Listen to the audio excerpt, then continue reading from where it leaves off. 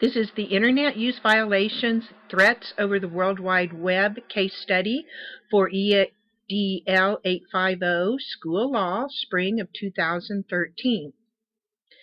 The problem identification and analysis. What do I know? I know that Roosevelt High School is an affluent area.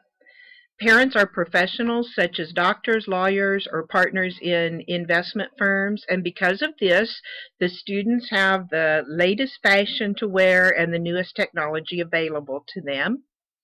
Dr. Stephen Forbes has been the principal of RHS for 9 years. He was awarded Principal of the Year 2 years ago by the State Secondary Principals Association. He's respected by parents and focused on maintaining a reputation as principal of the most prestigious school in the state.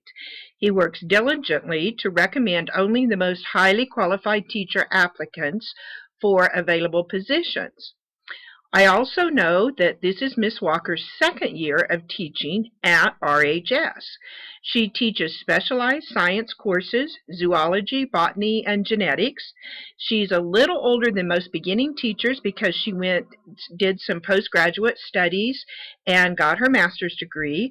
Her rigor of subjects and her serious approach makes a classroom in which students experience a high level of stress. The fourth thing I know is that Dr. Forbes has received numerous calls from parents about Ms. Walker's expectations, afraid their students might make their first low grade. Many students are competing for the valedictorian or salutatorian that are in Ms. Walker's classes. Dr. Forbes has discussed techniques with Ms. Walker and that she can use to reduce the student stress and increase positive interactions with the students. She hasn't successfully implemented his suggestions. Dr. Forbes continues to get complaints. I also know that Ms. Walker found a disturbing website on the computer. After a 3-day weekend at her parents' home 3 hours away, Ms. Walker came home to check her emails only to be directed to a website where she found highly suggestive comments about her personal behaviors and critical comments about the rigor of her classes using vulgar curse words ending with, "Who wants Ms. Walker to disappear?" Ms. Walker called Dr. Forbes and reported to him about the website and told him she felt threatened. She went back to her parents' home 3 hours away for the night. The sixth thing I know is Dr. Forbes' actions. Dr. Forbes asked for the URL, looked at it, and told Ms. Walker he thought it was a prank. He asked if there was a student unhappy with her, and they both jumped to a conclusion it might be Randy Franks due to his dislike in computer skills, his good computer skills. Dr. Forbes was going to speak with Randy and his friends in the morning and ask the district technologist to find their origination site. In the problem identification and analysis, what do I need to know? I need to know who the website creator was. I need to work with the district technology director to see if the website was created using school computers. If so, how does that conflict with the policy for internet use of the school? If not a school computer, we need to discover where the website originated. I need to check on policy of the school and district for internet use. Did the parents and students sign any kind of internet use policy? Was this in violation of the school and/or district policy? I also need to check on the bullying policy.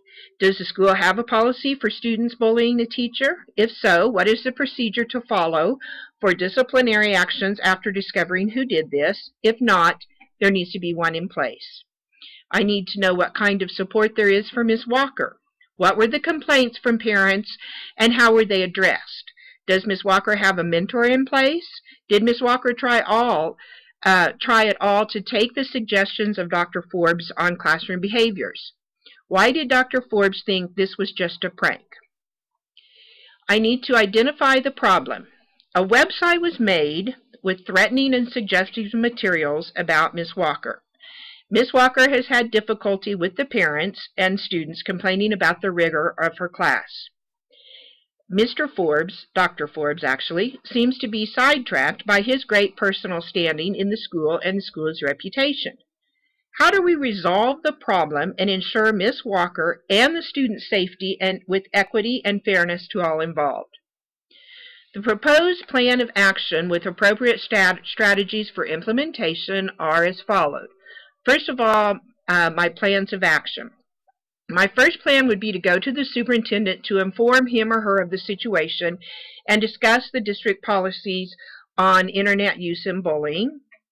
The second thing I would do is ask Ms. Walker if I could have permission to share this with the local law enforcement and the district technology coordinator to see if the website creator could be traced to the origination place. I would inform my staff of the situation so rumors would not be going around and have them listen to their students for any clues to who might have done this. I would also question students in Ms. Walker's classes to see if there was any information they could share about this incident. I would check with Ms. Walker about her plans for safety and security, giving her my support. In order for my first plan about going to the superintendent, the strategy I would use would be discussion with the superintendent and analysis of the internet usage policy and bullying policy. On my second plan of asking Ms. Walker for permission to share this with the law enforcement and district technology, I would discuss, once again, with Ms. Walker, reporting to the law enforcement, and then report to the district tech coordinator. In informing my staff to try to prevent any rumors going on and listening for students' help in this situation, I would call a faculty meeting and share information with the staff, encourage staff to listen to their students for discussions of what had happened, talk to individual students in a non-threatening way to see if they know of anything, and be careful not to accuse anyone. I would check with Ms. Walker's safety. I would want Ms. Walker to know she isn't being ignored and that she is being taken seriously. She feels her life has been threatened and deserves the respect to have this followed up on and making sure that she is safe. Resolve the issues best on promoting the success of all students. Promoting the success of all students, I would be careful not to wrongfully accuse anyone. Once the culprit is found, whether it be a student, parent, or another teacher, I would promote the success of all students by following school policy that has been previously established. Promoting the success of all students, I would talk with Ms. Walker about maintaining a better rapport with the students and assign her a mentor teacher. As I debriefed the problem to look at how I was thinking, what I was thinking, feeling, and valuing, what I was thinking, Ms. Walker is a highly educated teacher, and she has the subject area knowledge that she needed, but she needed a mentor teacher at least her first year, if not also for her second year, to help her with her classroom experiences and classroom procedures. I was also thinking that Dr. Forbes might be too worried about the reputation of the school being tarnished by this incident, and that he wouldn't take it seriously and that he might possibly just call it a prank. I was thinking, lastly, that it was too bad Miss Walker had to drive 3 hours to stay with her parents, and how sad it was that she hadn't made any real connections with another teacher or someone in town to stay with. What I was feeling angry that someone could do something like this to a highly qualified teacher just because she was trying to get the most out of her students. I was also feeling sad that Miss Walker was frightened and had nowhere to turn but home 3 hours away. I was hoping she had a friend or a colleague she could have stayed with. And I also felt that the parents and students should have gone directly to Miss Walker to express their concerns for her classes instead of going to the principal first. What I was valuing was Miss Walker's high expectations for her students, Miss Walker's determination to have a structured classroom, and the fact that Dr. Forbes did ask for the URL to see the website for himself before coming to any conclusions. Identifying the issues that are unresolved or open for further investigation, the webmaster needs to be found and reprimanded. Ms. Walker needs to have a mentor teacher assigned to help her in any way possible with the support of Dr. Forbes. And parents and students need to be reminded that district computer and internet policies, and also be reminded of the district bullying policies. The building level administrator is an educational leader who promotes the success of all students by acting with integrity, fairness, and in an ethical manner. Component 1, demonstrate a sense of integrity and ethical behavior. This was done. I followed the school internet use and bullying policies, supported Ms. Walker's rigor in her class with parents, and supported Ms. Walker by providing a mentor teacher for her. Component 2, acting with fairness, did not jump to any conclusions when a student's name was mentioned as a possible culprit, interviewed all class members of Ms. Walker's, and I asked to read the original website, not just base judgment on hearsay. In demonstrating a personal and professional code of ethics, I assigned a mentor teacher to Ms. Walker, checked on Ms. Walker's safety and security. I acted fairly to Ms. Walker by believing her and following up on this incident. I didn't just call it a prank and say kids will be kids.